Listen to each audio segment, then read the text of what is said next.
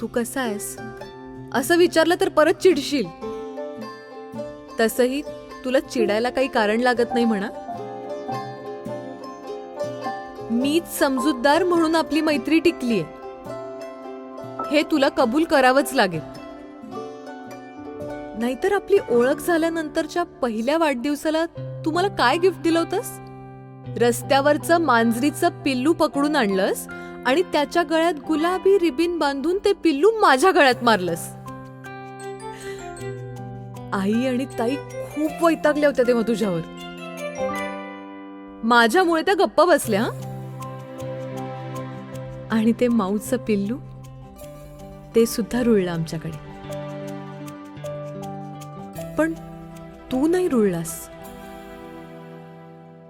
रमलास जरासा, पण तसा तू मूळ